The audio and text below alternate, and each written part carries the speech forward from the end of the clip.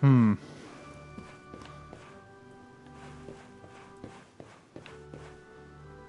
Okay, well, these are just candles.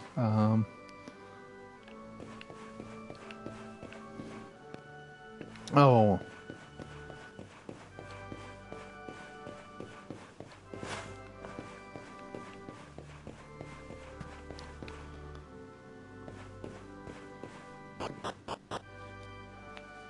You know what was really unsettling? So, one summer I used to watch, oh, yeah, you're right. I mean, these shadows are... Yeah, these are very static and in focus. Those should be a lot softer. But speaking of torches, so one summer, I don't know what channel it was. It was one of the local broadcast ones, though. They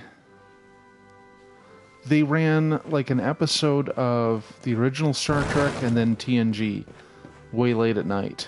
And that was perfect for me. I would basically stay up. I'd get up late, and at around midnight or so, I'd watch TNG and then original Star Trek, and then I'd go hop on local bulletin boards.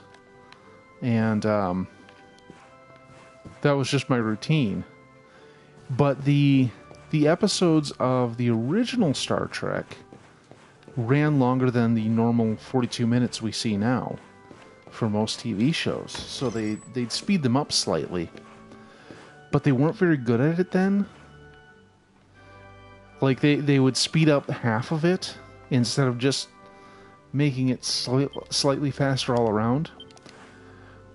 Oh, yeah. It's more from pseudonym. That's nice.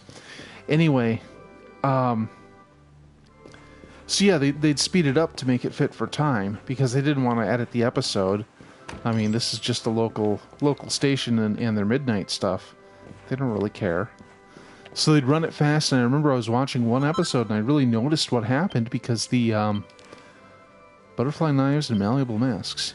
Cool. And the thing that just gave it away, apart from the dialogues sounding a little off, was the torches on the wall.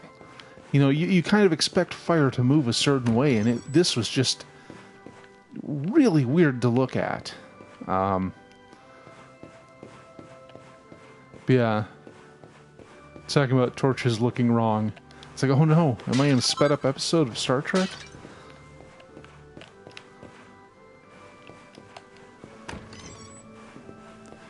It's funny, there was an episode of Next Generation that it took me years to actually see. So, there was that famous two-parter where Picard gets assimilated by Zaborg. Yeah. When it got to the fire, it's like, well, they sped this up. But, so there's that two-parter where Picard gets captured by the Borg, and I never saw it in its original rotation. And then there was some time I finally caught it in a rerun, but my dad's like, oh, hey, we're going somewhere. And I'm like, yeah, but can we maybe, I don't know, wait 5 minutes? Because I'd kind of like to see, you know, I'd kind of like to not go and watch this instead. And he's like, no, we're all going to the mountain. I'm like, oh, okay, well. So it was years, and then I finally have another chance to see it. And it was one of these late night things. And like the night before, it had been the first half. I'm like, okay, this is going to be great tomorrow. Second half of this. I am actually excited. So I'm there. I'm waiting. It is, 12:59. And right as the clock turns 1 and you're expecting the cold open to start, the screen gets all staticky for a moment, and then the broadcast is replaced with a new station. I was fucking upset. They picked the worst possible time to put that change in. I was so mad.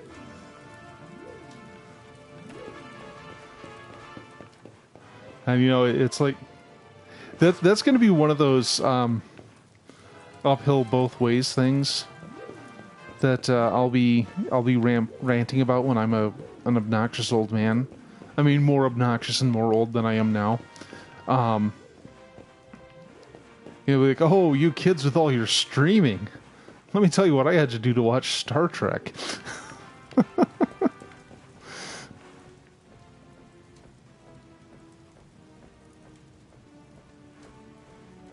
Oh my god, that always pissed me off.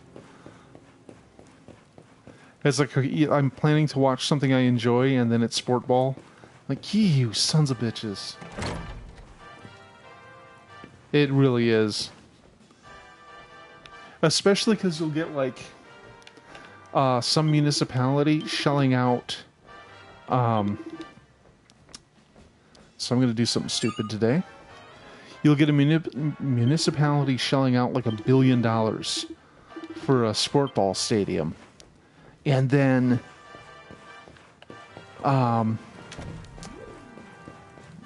you can't get like 150 million to improve public transit. And it just fucking enrages me. It's just like the thing Republicans do with but how will we pay for it thing. You know, whenever you talk about improving the healthcare system or making education cheaper, it's like, well, how will we pay for it?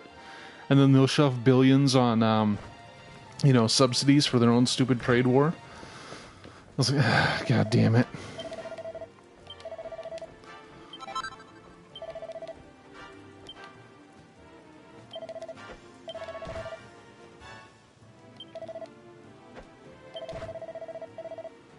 So wait, they're just going to give me tokens?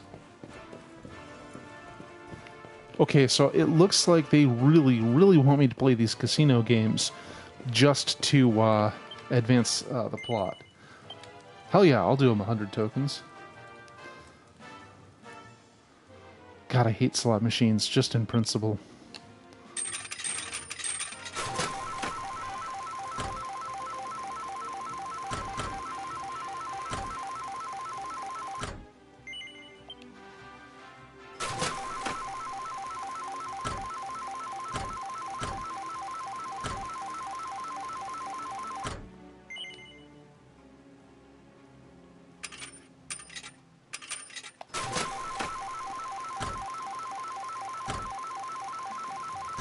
Metal mode. Well, I guess that's good.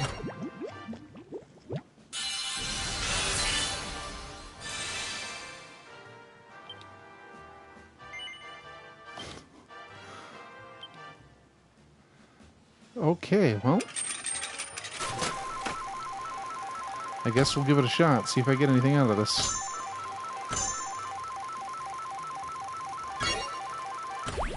Oh, triple bar, only 60. Oh, 18,000. Okay. How many did I need for the thing? 10 grand? That means I can afford to even gamble a little bit. Oh.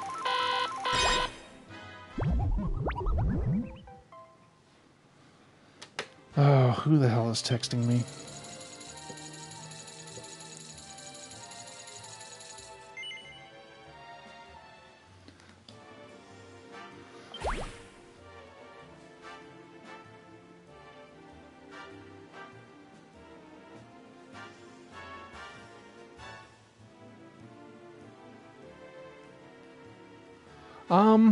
Maybe?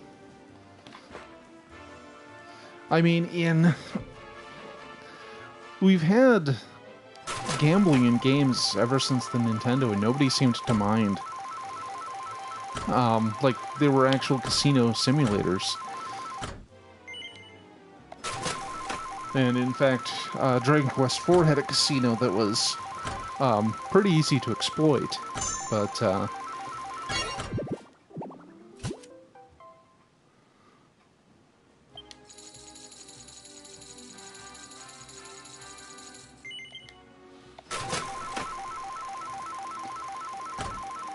at the very least I'm going to exhaust the silver spins here and see if I get anything out of it.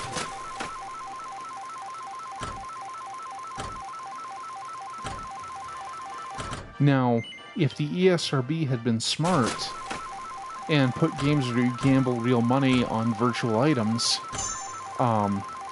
given them insisted that they have an 18 plus rating, then they wouldn't be facing legislation right now. But they were warned. They knew what they were doing.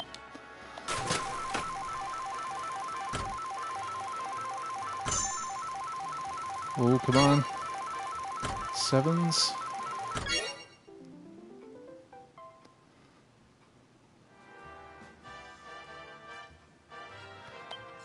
Yeah, I mean, back on the original Nintendo, nobody much cared what was going on in video games. There were still questionable things.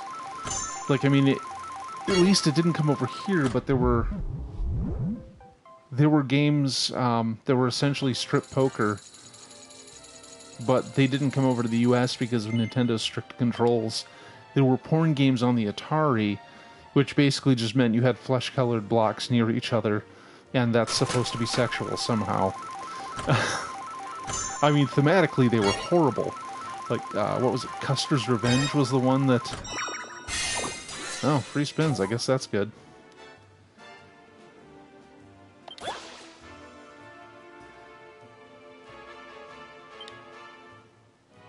Oh, now I get free spins. Well, I guess I'm going to be doing this for a little while. I think that's one of those things that's so infamous that everybody's heard of it by now.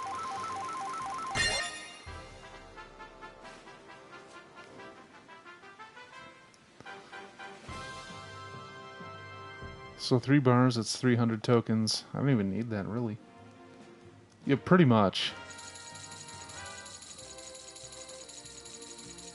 Oh, right, but I had maxed out my stakes, so... Okay, I'm at 200,000 tokens. This is actually pretty good.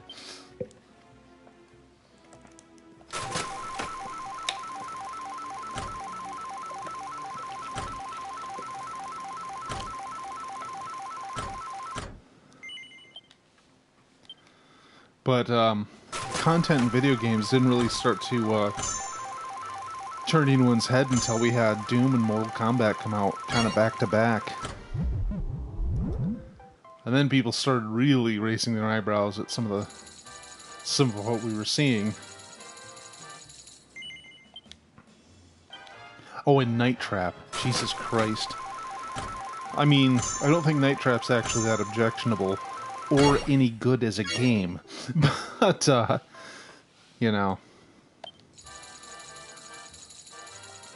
I still can't believe that got remastered and put on, like, modern consoles.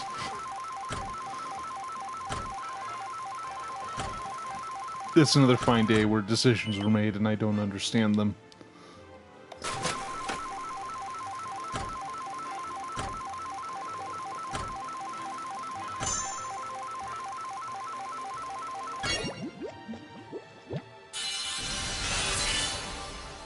Well, I mean, it's not too different from any horror movie you could see basically anywhere.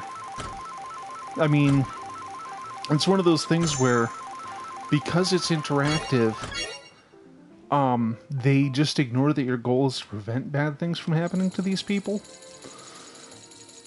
And, okay, I guess I'm gonna spin again. Like... It's like, yeah, it has these people hunting down girls in this house and extracting their blood. That's awful. But, I mean, your goal is to stop that from happening. So, I don't know. It was like people who thought that the problem with Doom was that it had demons in it. I'm like, yeah, but you're trying to kill demons. Shouldn't Christians be on board with this? Didn't quite understand the logic there. I mean, there was some objection to how violent it was, but it was only a year or two after Wolfenstein 3D. It's like, you brutally murder some Nazis and I'm on board. Oh, but don't shoot demons and zombies.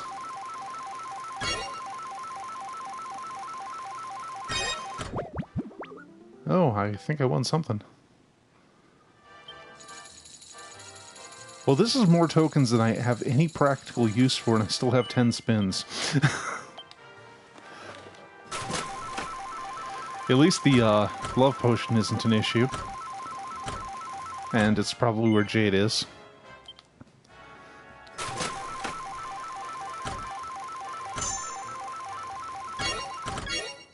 Wow, these ones really seem rigged in my favor.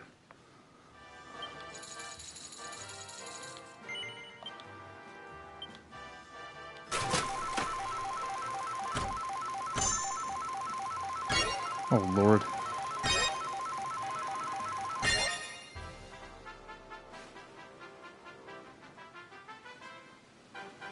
I mean, it's all tokens as opposed to actual gold, but you can trade these in for useful things.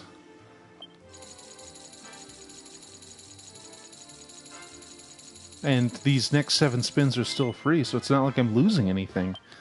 Or I'm not even risking anything. That's... Puerto Valor wasn't this good. Oh, hello. Jackpotted it. While it was in metal mode. Fuck me running. 5 bars the elephant.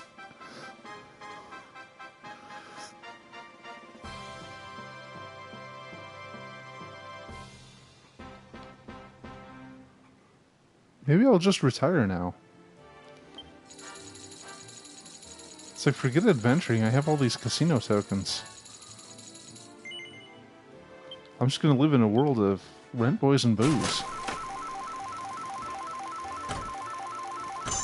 Oh look, more free spins. What?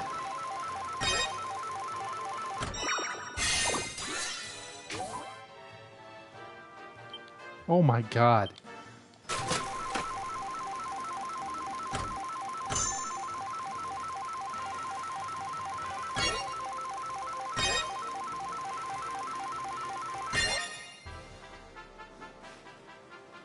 At this rate, yeah. I mean, that wasn't a jackpot, but geez, 6 bars.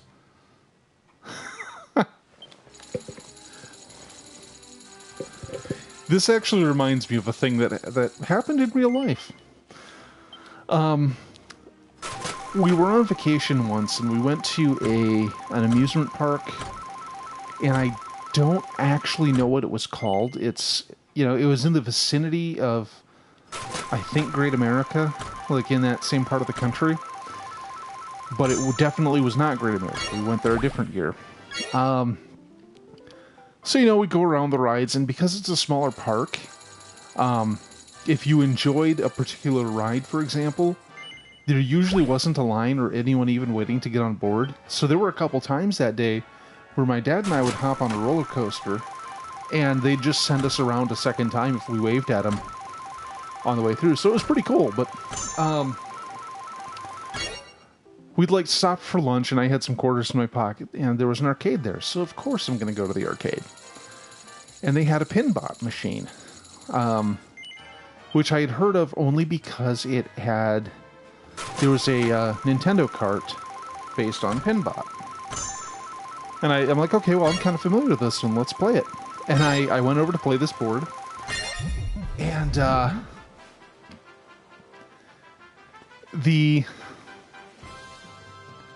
you know, I get done, and it says I had gotten a free credit from playing. You know, after you get a certain score on the pinball machine, it'll award you credits. I'm like, oh, well, that's cool. You know, I'll play again for cheap. Why not? So I do it again, and I win another credit. But then after that, I also got a match on the board when it ended. And this kept going for like half an hour of me playing this stupid game. And it got to the point where I'm just like, I have gotten everything I can out of this pinball machine. You know, I put down my money, and I no longer wanted to play it because I had managed to play so long off of it that I left it with about $2.50 of quarters that I didn't put into it. And this situation here is reminding me of exactly that. because I now have a shit ton of tokens, and I mean, there's no reason to keep going, but here I am, still spinning these wheels like an asshole. Oh, look at that, 3 sevens just out of the blue like that.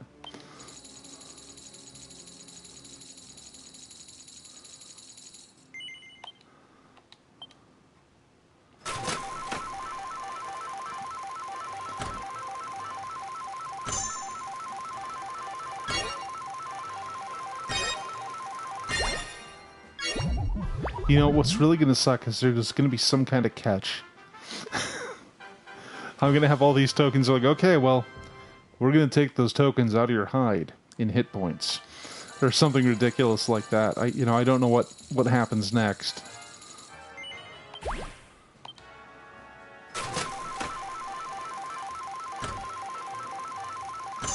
Ooh, treasure chest.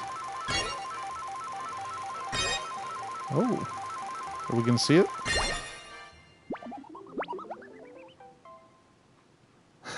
Could be. Okay, so I get 1,200 for the slimes, and what do I win? What fabulous prizes? Oh, more tokens. Jesus.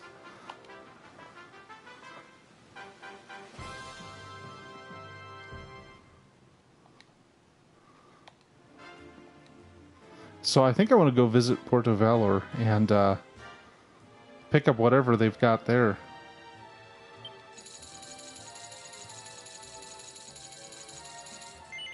You know what was weird? Arcades that use tokens. I always thought that was so shady. Like, you'd go into an arcade and you can't put money in them. You have to go change your bills into tokens and get, use those, which can only ever be used there. It's like, this is kind of a weird thing to do, isn't it? I mean, I only encountered it once. Like, back home, our local arcades were all normal. But we visited some neighboring town. This is way back when we lived in Wisconsin. We visited, like, Wausau one day. I was like, okay, there's an arcade. I'll hang out here. And I had to put in money to get tokens. It was actually like a chain of arcades, apparently, called Aladdin's Castle. Which I think you'd have to look long and hard to find any evidence of them now, because it's such a dumb name.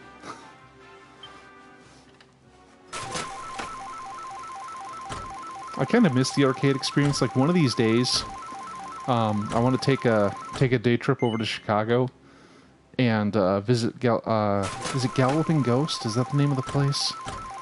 But it's an arcade run by a private collector. Lots of machines, all in working order. Some imports, even some pinball boards. I'm like, I totally want to just spend a day doing that, because you pay like $15 to get in, and all the machines are on free play.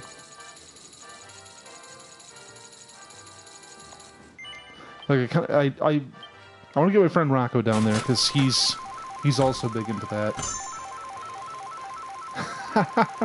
Exactly. I think Area 51 was one of those later ones that I actually did play a few times.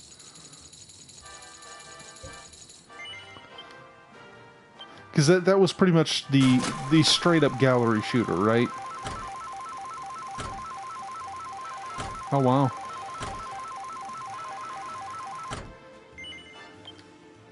Boy, there was one time where I visited my hometown, and I saw that Jim's Party Store on 3rd not only had been renamed, but they took the area that had been the arcade and turned it into a wine cooler. I'm like, oh, this is really sad. You just go in there and you buy a bunch of wine. That's all that's left. It's like they're not kidding. You can't go home again. So I spent so much time in that fucking arcade, especially after I got a paper route. Oh, 3 sevens. There's another shit ton of tokens.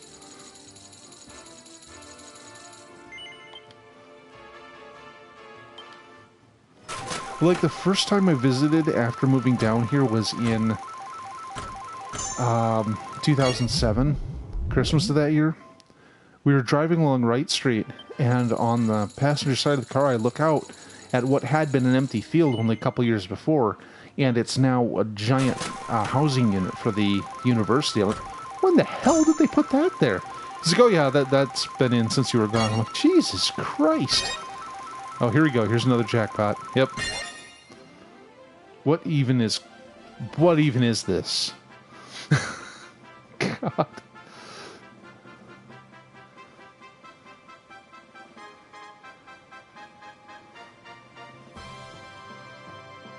Okay, I think 2 jackpots in, I can just give up on these free spins. I don't even care anymore. Yeah, 300,000 tokens. So that's going to take me across 2 million. I only really needed 10,000. You know, I do have an uncle who lives out there. Yes. No. Oh, damn it.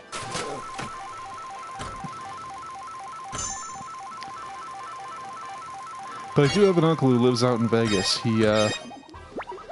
moved there when his place in Chicago exploded. For lack of a better way to put it. Alright,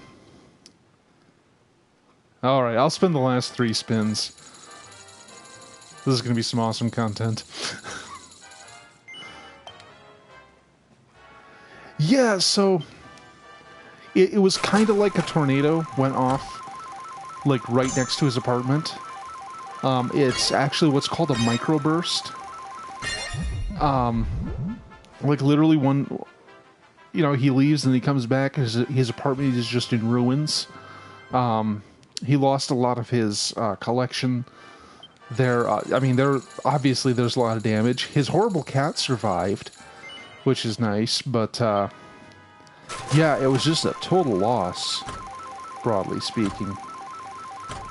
So he's like, you know what? Fuck it. I'm an entertainer. My ass is moving to Vegas. At the time, I thought it was a weird move because I figured an entertainer in Vegas is like an Ice Cube in Alaska. Of course it's there. You know, I thought it was a saturated market, but I'd say it's worked out pretty well for him. Plus, you know, I mean, that's a good market for his book, since it's all about a casino out there. Okay, 3 bars, that's 300 times 900. 90,000 tokens. Okay, game. I've used up the free spins.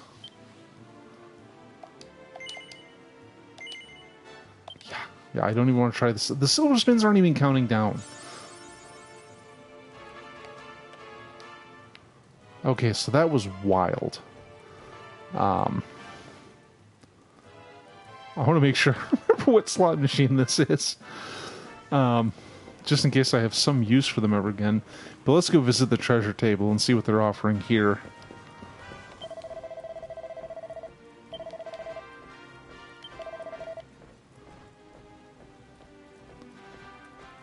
Oh, I've always wanted one of those. Just the one. We'll just stuff it in the item bag. So it doesn't even tell you what you would get. I'm actually going to look that up. Yeah, it's like God is smiting your fucking place.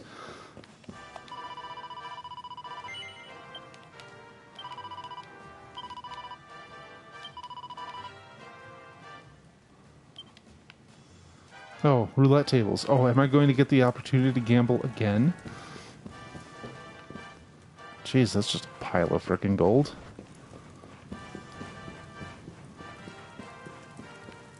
But yeah, I think he even... I think he had a clip of the news segment on his YouTube channel and some of his own footage taken right after it, but that's a fuck of a thing to come home to.